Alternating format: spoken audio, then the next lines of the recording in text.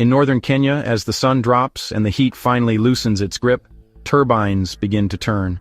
They do not burn imported fuel, they do not wait for shipments to arrive at port, and they do not pause because a foreign price has shifted overnight. They move because the wind moves and because someone years earlier decided that relying on chance was not a serious energy strategy. For the communities nearby, electricity does not arrive as charity or emergency relief. It arrives as infrastructure, planned patiently, financed deliberately, and built to last. That distinction matters, because energy is not just power and cables. Energy is control over time, industry, and the future a country can realistically plan for. This is Africa Unrestricted. Today's episode is about energy independence, not as a climate slogan or a development buzzword, but as a strategic foundation. It is about how Africa became energy dependent despite abundance, how that dependence quietly limits growth, and how African countries are already demonstrating that a different path is not only possible, but practical. Energy independence begins with a basic reality that is often softened in public conversation. No economy develops faster than its energy system allows. Factories do not run on speeches, hospitals do not function on optimism, and modern industry does not survive on hope. It runs on reliable electricity delivered at prices that can be planned around. As of the early 2020s, more than 600 million Africans still lacked access to reliable electricity. That figure matters not because it is shocking, but because it explains so much of what follows. It explains why small businesses struggle to scale, why manufacturing remains limited, and why households plan daily life around outages instead of productivity. Across Africa, energy shortages are often described as technical problems. In reality, they are governance problems. They reflect choices about ownership, planning, and control that were made long ago and then quietly defended. Africa did not forget how to generate power. It was encouraged to organize its energy systems in ways that served extraction and external stability first. To understand how Africa arrived here, we need to look at how energy systems were originally designed. During the colonial period, electricity infrastructure was built to serve mines, ports, and administrative centers. Power flowed toward extraction and control, not broad-based development. Rural electrification was not delayed by accident. It was simply not the objective. After independence, many countries inherited grids that were centralized, fragile, and expensive to expand. Rather than rebuild from first principles, governments were often advised to liberalize energy markets quickly and let private capital lead. This advice was presented as neutral and technical. Interestingly, no country that successfully industrialized followed this path without heavy state coordination, but the advice remained popular nonetheless. Over time, dependence deepened.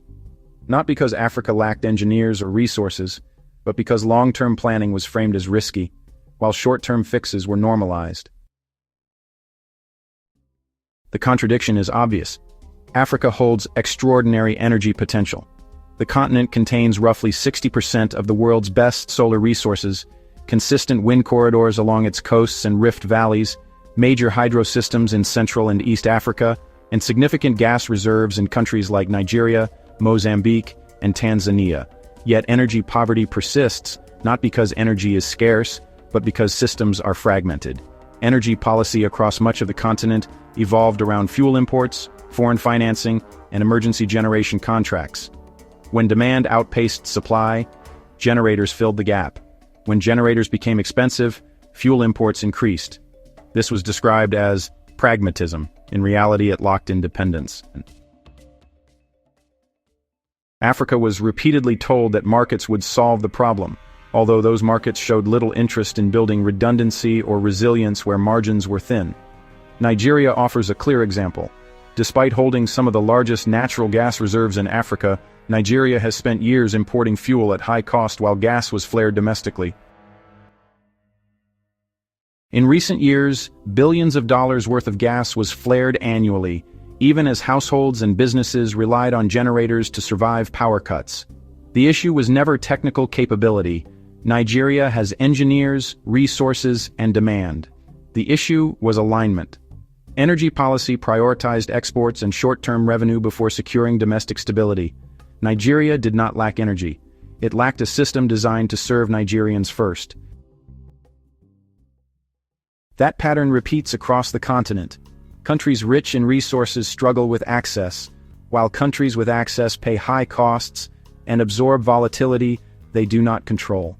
Africa is often told this is the unavoidable price of participation in global markets, although participation somehow always seems more expensive for suppliers than for buyers. This is where energy dependence becomes a quiet tax on development. When electricity is unreliable, manufacturers invest elsewhere. When power prices fluctuate, small businesses cannot plan. When grids fail, households turn to generators, increasing fuel imports and pollution at the same time. In effect, Africa imports fuel to generate electricity while exporting raw energy resources abroad. It is a very efficient system, just not for Africans.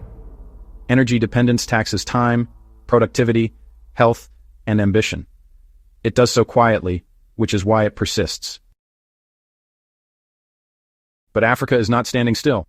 In northern Kenya, the Lake Turkana wind power project, with a capacity of over 300 megawatts, now supplies a significant share of Kenya's grid.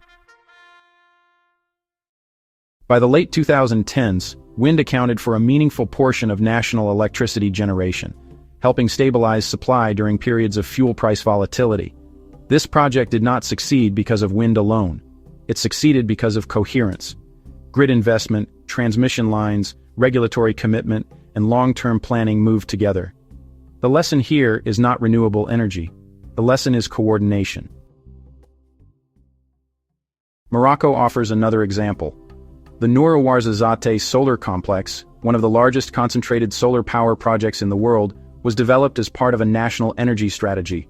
Morocco imports most of its fossil fuels, yet chose to reduce exposure by investing in renewables tied directly to industrial planning. By the early 2020s, renewables accounted for a growing share of Morocco's electricity mix, supporting industry and stabilizing long-term pricing. Solar power there is not symbolic. It feeds production. Morocco did not wait to become wealthy before planning. It planned so it would not remain exposed. Ethiopia presents a third case. Large hydropower projects, including the Grand Ethiopian Renaissance Dam, are designed to support domestic manufacturing while positioning Ethiopia as a regional electricity exporter. Energy is treated as a strategic asset, not a background utility. Whatever one thinks of the politics, the logic is straightforward. Control energy, and you control pace. Countries that export electricity do not beg for it. These cases matter because they show that energy independence is not theoretical. It is already happening deliberately and without asking for applause. Before we continue, a quick pause. If you've stayed with this video so far, it means this topic matters to you. Whether you're watching from Accra, Dakar, Nairobi, Lagos, Johannesburg, or the diaspora, this conversation only grows if more people hear it.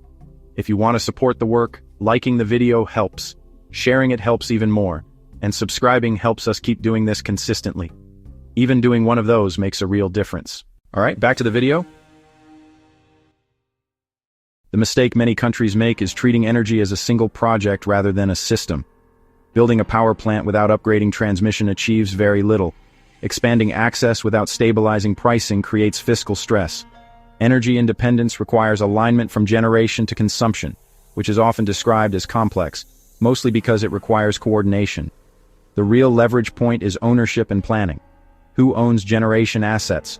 Who controls pricing? Who decides where power flows first during scarcity? These are political decisions even when they are framed as technical ones. Energy sovereignty begins with diversification. No serious country relies on a single source. Gas, solar, wind, hydro, and regional interconnections all play roles. The goal is not purity. The goal is resilience. Africa is often advised to specialize narrowly, even though diversification is exactly how resilience is built elsewhere. Countries like Senegal and Mozambique are beginning to rethink gas development, not just as export revenue but as domestic stabilization tools. When gas feeds local grids before global markets, industry gains predictability. Predictability, unlike aid, compounds. Decentralization also matters. Large grids are necessary, but they are not sufficient. Mini-grids and off-grid solar systems have transformed rural access in parts of East and West Africa. Companies such as M-Kopa and Bbox have connected millions of households by treating energy access as a business, not a donation. These models scale because demand is real and payment is predictable. Interestingly, decentralization is often discouraged in policy circles, despite being celebrated everywhere it succeeds. Energy independence also requires regulatory maturity. Power purchase agreements must balance investor confidence with public interest. Tariffs must be realistic without becoming untouchable. Subsidies should stabilize households, not distort production. Resistance always appears as caution. Debt warnings, cost concerns, and risk narratives are raised as reasons to delay. Yet Africa already pays the cost of dependence through fuel imports, generator use, and lost productivity. The choice is not between spending and saving, it is between investing deliberately and bleeding quietly. Return to northern Kenya as night settles in, the turbines continue to turn. Power flows into homes, schools, and workshops. Not perfectly, not endlessly, but predictably. That predictability changes behavior. Businesses plan, services stabilize, confidence grows, energy independence in practice is not loud, it is reliable. Africa does not lack energy, it lacks integrated strategy. As energy demand is expected to more than double by 2040, the question is not whether systems will be built. The question is who will control them. Energy independence is not about cutting ties. It is about standing firmly enough to choose them. Thank you for watching. If this helped clarify why energy is the foundation of sovereignty, help the message travel, like, share, and subscribe. Your engagement builds informed pressure for systems, not slogans. See you in the next episode.